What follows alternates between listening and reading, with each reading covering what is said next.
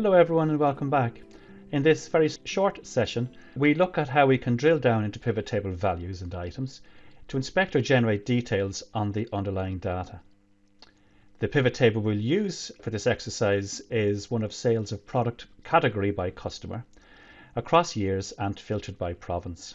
We've already copied the master table from PVT1, so it's just a question now of modifying this for this exercise. So this table is category, in this case by customer, so we're going to put the customer in here as well.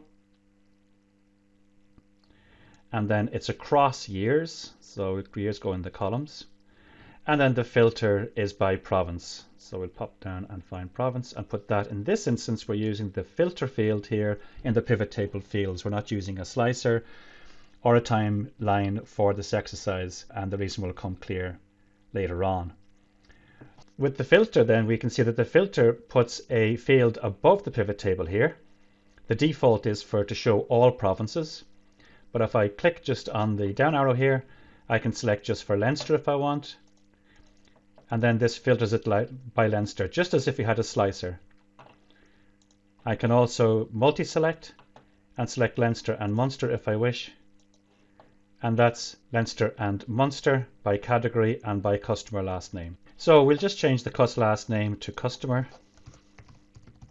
just to make that clear. The purpose of this exercise is to have a look at some of these values here. So this is the 2021 total for Brown in bedding. And if I want to know what the detail is of that, I can just simply double click on the value here. So if I double click on any value in the values range here, Excel will provide me with the detail. So I'll just double click. And what happens is it creates a new worksheet, in this case sheet H, and then shows us a snapshot of the record or records that compose of that value. In this case, it's just one. It's 433,152, so that's the total amount, so that's not much help there. So if I pop back here and find one where there's probably a lot, let's say this one here, there's probably a couple more than that. So I double click on that, you'll notice that there's now sheet 9, and these are all the records that make up the total. So if I go to the total here and just highlight the cells here, you'll find that the total is 20363. And if I pop back to PVT7 here, and it's 20363. So that's how you break it down. One thing to remember here is that these sheets only contain snapshots of the data.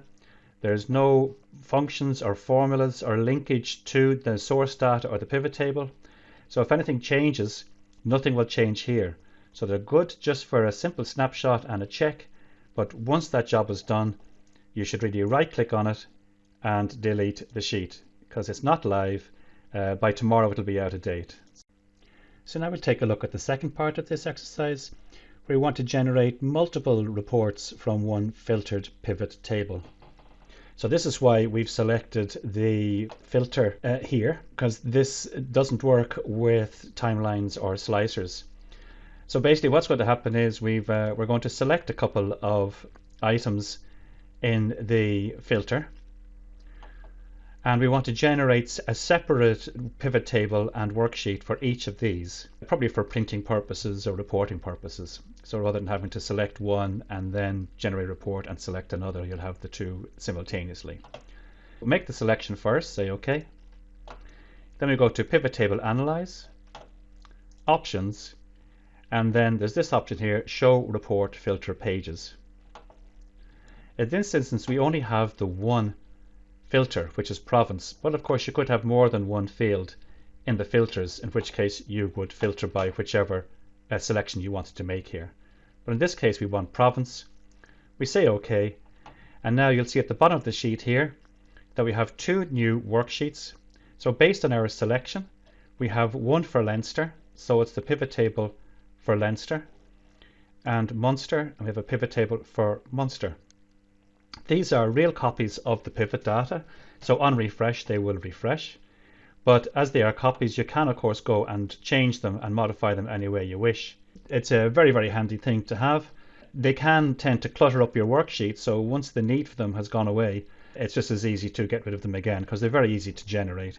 There's no need to have them hanging around. So if you just wanted to create a quick report, generate the sheets, print them off, delete them, job done. Right click here and delete that sheet, say OK, and right click here and say OK. that's the end of this module, an introduction to pivot tables. It covers all the major bases, I think. So have a practice with that stuff.